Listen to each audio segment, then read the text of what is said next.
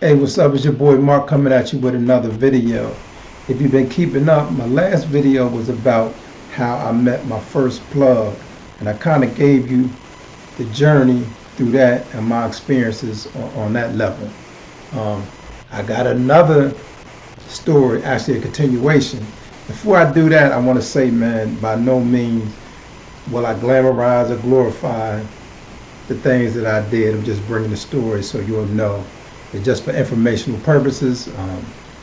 So how I went, the last story, I met the plug, got in the game, and decided that I wanted to hustle in my housing project that I grew up in.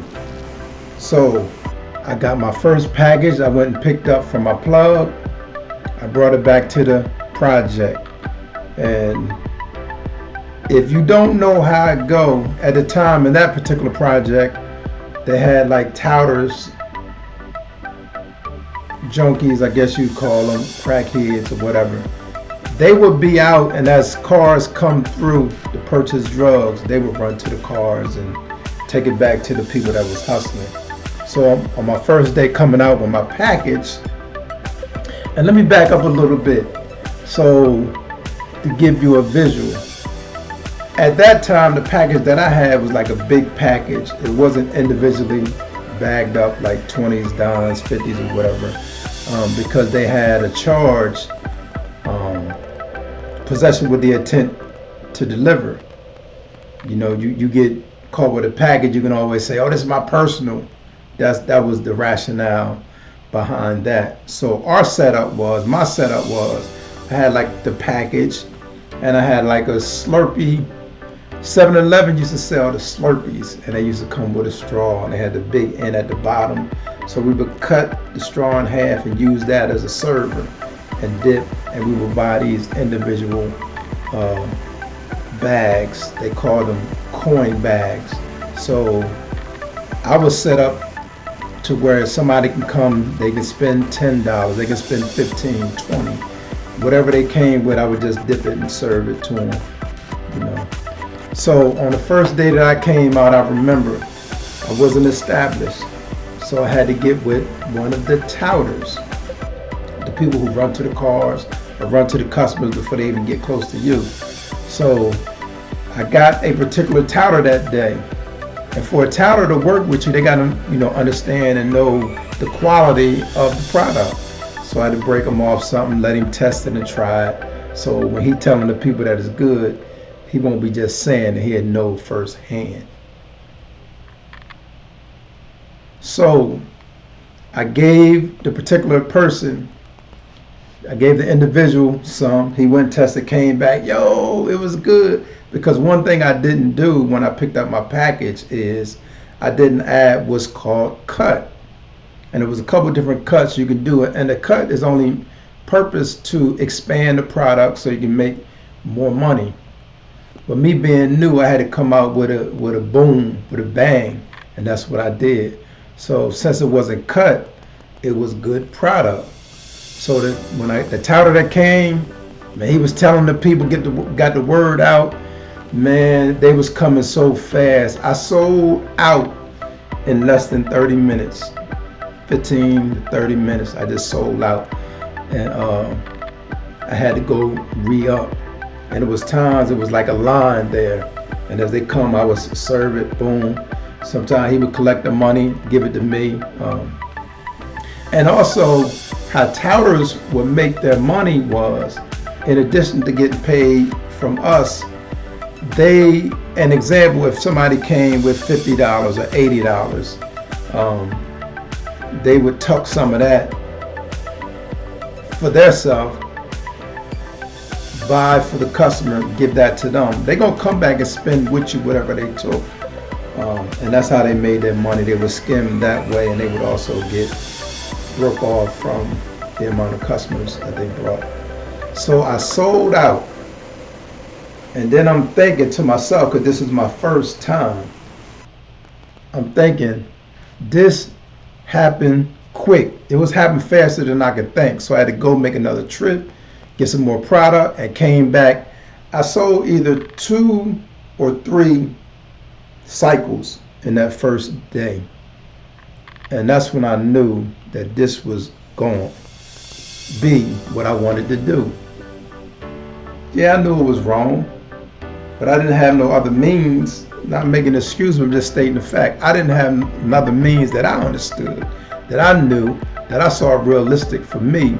But I saw that the first day that I went to the project, man, I sold out 2 or 3 times, and I had money. Money was I was just flipping money. So the next day, did the same thing. I was able to buy more products, because that's what I did. The more money I make, sometimes I'll buy more products. And did the same thing, and now I became known, and some of the addicts, they knew me, they were starting to know me, and starting to expect me to come out. So as soon as I come out, I would just sell, and things was going pretty good. So now, while making this money, it was also time to spend it. I went and bought a lot of clothes. I went to the guy that first put me on, to his jeweler. I went to the same jeweler that he showed me, spent money on jewelry. Now I was looking the part. Now it became obvious, in a way, kind of obvious to other people, that I was doing something, because they knew I wasn't working, that I was doing something illegal because of the clothes and the jewelry and then the money that I was carrying. And let me tell you one of the things, man, this was real crazy that I remember, because I was a teenager at this time, still in high school. So I remember one of the things that I used to do in high school. I had knots, pockets of money in each pocket. So while in class with students who were not hustlers, so they didn't really know like the money you can make. So I would pull out one of my knots, hey man, and I would say, hey man, if you guess how much this is, I give it to you. So in their mind, they thinking like 500, And what I would do to prove them wrong is I count 500 out of that. Or 800, somebody say 8, and I count, and they will not be able to guess it. That's one of the things that I used to do. One thing that I didn't do, I never sold any drugs at school. But I was flossing, came through, with all the gear and all that. So things is moving fast, it's moving faster than I was prepared for. I'm making money. Life was good.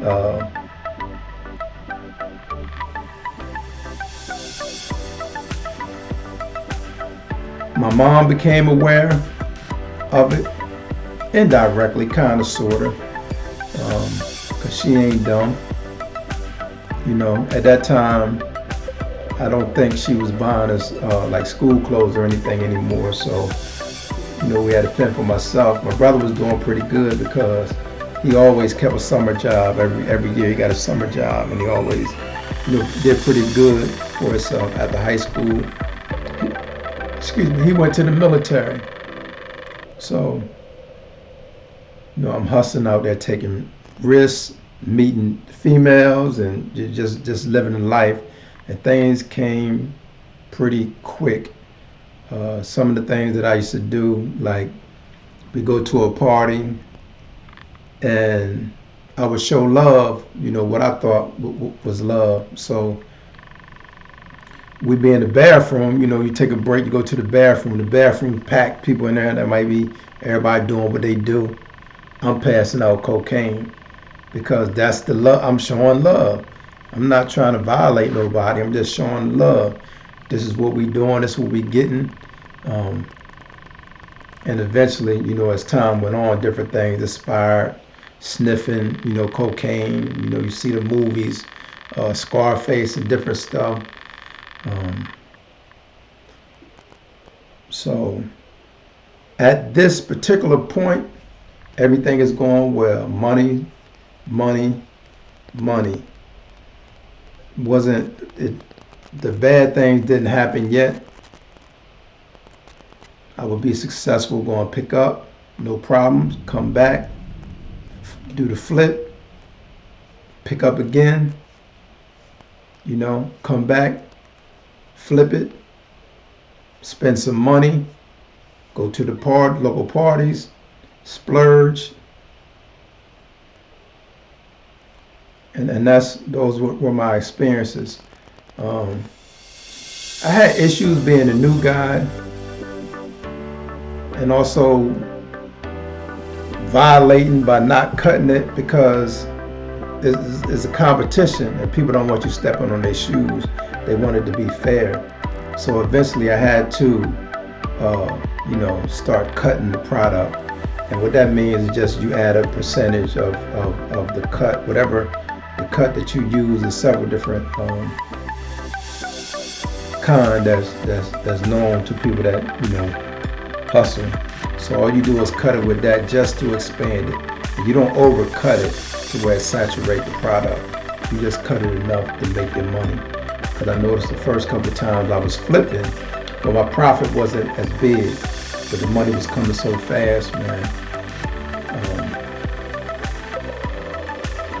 And that was the journey. Am I proud of it? Probably not.